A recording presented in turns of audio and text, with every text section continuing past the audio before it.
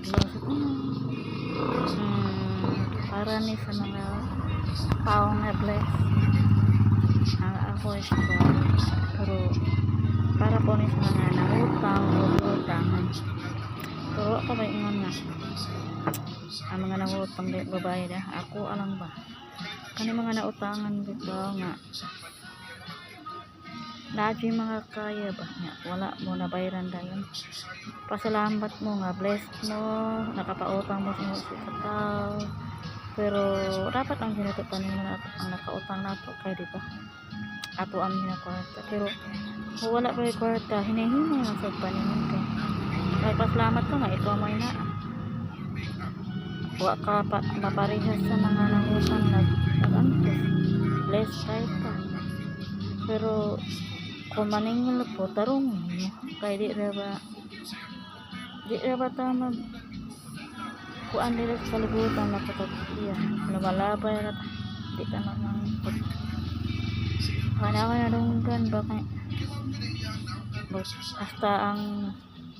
ako gitsatan ko kay kuno si kuan ano kuno bayan mo ni sa mo to siya bayri kayo sige man siya istorya bate niya iya pang gipost ko mo nang magpasalamat ka nga ikaw na nakapahuwam ka wala kay paningunan pero hinahinaya na po paningil kay kuno na may kwarta hotdan nga kuno kan oh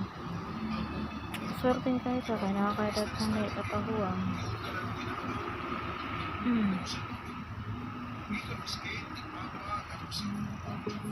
ay ang tao wait ang depende ra sa tao pero para na ako kumanghuwang ko kwarta sa ako lang bahay nagabagdugay makabayad pero ang mabayad mo siya pinaltihan sa mga galing natin pero kung uban malain na sa kaya basta giingnan nga sa semana buwan ipos na noon ko na siya nga aking ikaw pasalamat nga nakatabang ka sa imong isikataw o bayaran man sa ka swerte ka ikaw na ikay makapawang kasi kung ikaw pa ay nabutang sa mga manghuwamay nga kada semana kada adlaw maguna-una kanos anapod siya mo bayad asa siya manggitag ikabayad di parehan mo nagbuwat na ka sa naay mo bayad kanang uban nga mahimo na lang makalin dugay-dugay ng kagbayad kay depende ra na labi pa imo ko sige panabi imo ko sige post na nibayad iminsan pa nimo nga mo nang mosamot dugay-dugay ang kagbayad